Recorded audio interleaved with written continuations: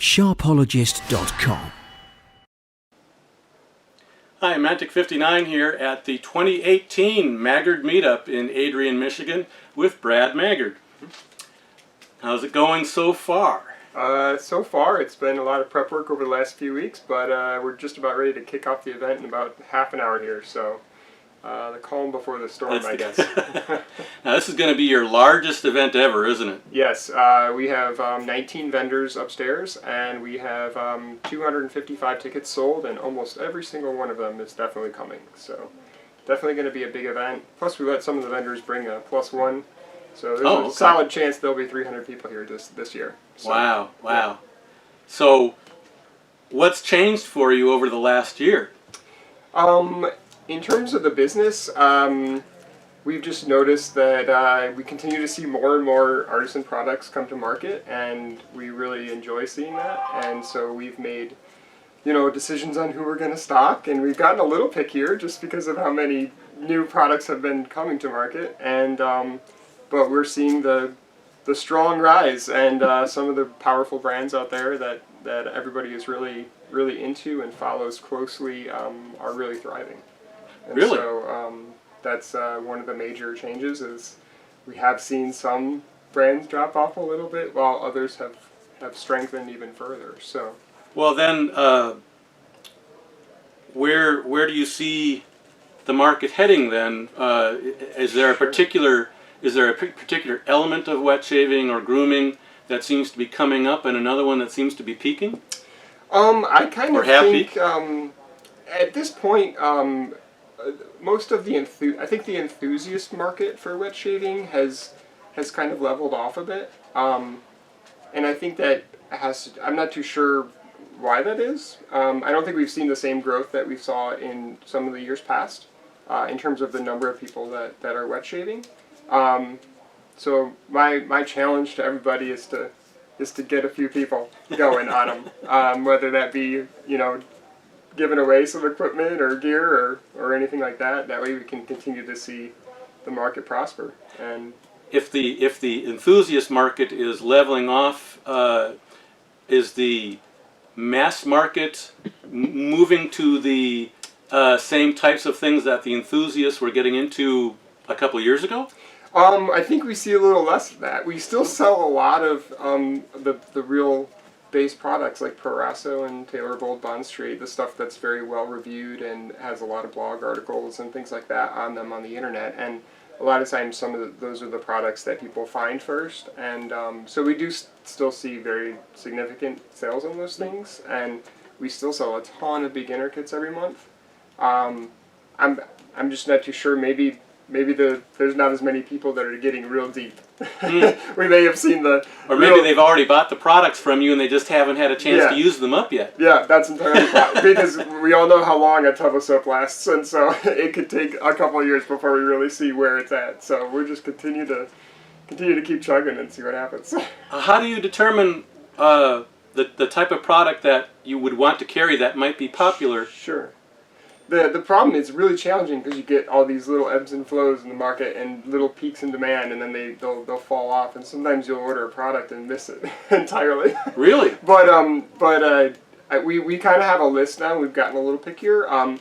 We like to see that artisans are well established. We like to see that they have registered LLCs and websites, and we like to see that there's a little bit of information about them out there, and that if somebody Googles a brand that we carry, they're going to get not just our site. They'll get some information about the company, and that's something that we really look for. Oh, so, okay. Yeah. What do you wish your customers knew more about before coming to the store? In person? Either in person or online. Yeah. Well, I gotta say, I would say that online our clientele is incredibly well educated, and so it makes our job a real pleasure.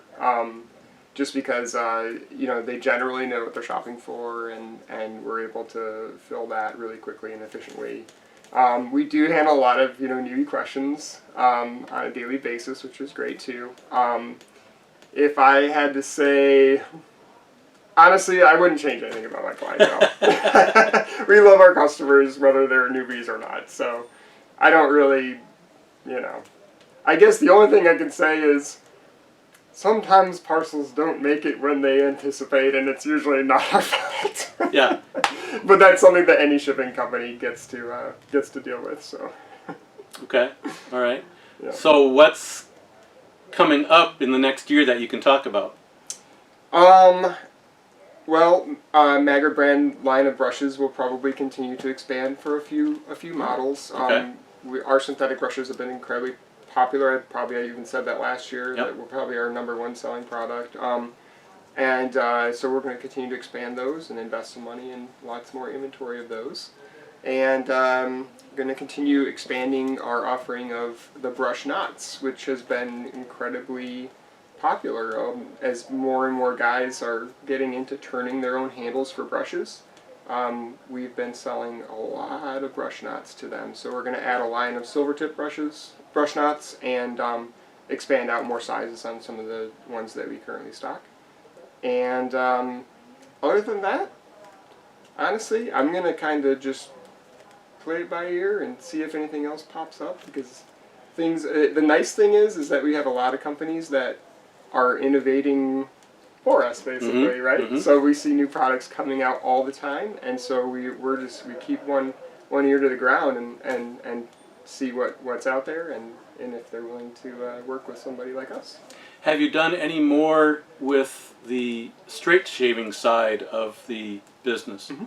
So oh boy, here we go. But I usually don't publicize that I still do work on straight razors. Oh, okay. Just because it's a lot of time involved, and so I try to, in balancing the restoration and honing work with some of the business operations and things like that. So I still enjoy doing it, but there's a lot of time involved, so that's tough. Yeah. To balance that. So. What about the sales of straight razors? Have they leveled off as well? I would say that those have trailed off significantly. Really? So I think those probably peaked in 2012 or 2013 even. When we first opened up, that was kind of the big peak in straight razors, and wow, I think that it's been a slow decline since then, but honestly, like, we've kind of matched those sorts of demands, so we don't stock quite as many, or you know what I mean. Mm-hmm. But yeah, there's still some hardcore enthusiasts out there that enjoy straight razor shaving, and we continue to offer those services and stuff. But and conversely, I think you'll agree that over the last year or so, we've seen quite an increase of razors, particularly from the Far East, from sure. For example, the Q-Shave adjustable, mm-hmm, and things like that. Is there anything more like that coming down the line that you see? Mm-hmm. Is it becoming more popular? Is that an issue for some people? Because it's sure. There are some issues about counterfeiting or cloning and, mm-hmm, things like that. Yeah. Do you have any insights into what's going on in that market? Mm-hmm. So we do work with a Chinese manufacturer, and I will say that they are continuing to develop new products constantly. Many of them are, some of them are not necessarily duplicate copies, but mm-hmm, similar to existing products on the market.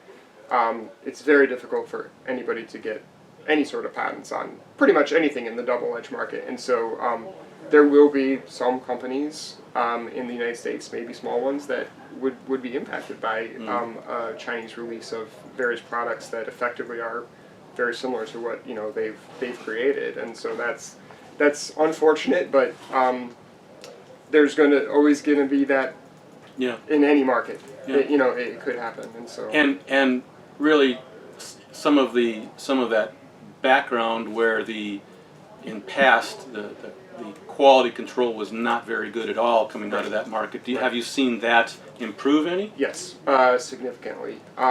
There's a few manufacturers in particular that seem to be producing quality, parts, razor parts that would rival that of some of the more established companies. And I don't know whether that's just those just so happen those specific companies have different methods, or maybe they're very, very, the QC is actually happening now, whereas it may not have in the past. So, okay. So that market is actually becoming more robust, even as Yes. Maybe the enthusiast market itself may be leveling off. Yes. The market of products to that enthusiast are actually becoming stronger. Yeah, so it's interesting. A lot of these, a lot of the Chinese manufacturers are doing white label for various Amazon sellers, and so some razors that an enthusiast looks at and know that it's a very inexpensive razor that's produced in China are actually being marketed very well by companies on Amazon, and so I would say that a significant portion of the current market growth into the more consumer end is being done by some of these Amazon companies that are selling inexpensive Chinese razors, but they're quality razors, and so I don't feel too bad about it because I feel like it's still growing the market. So okay, yeah. Thank you very much for taking some time out with us, and I know you're very, very busy today, and we will be kind of around documenting it, Sure. and we'll see you again next year. Awesome. Great, thank you. Thanks so much. Thank you. Yep. Bye. Hi, my name is Mark, otherwise known as Mantic59, and my channel is all about what your father didn't teach you about shaving.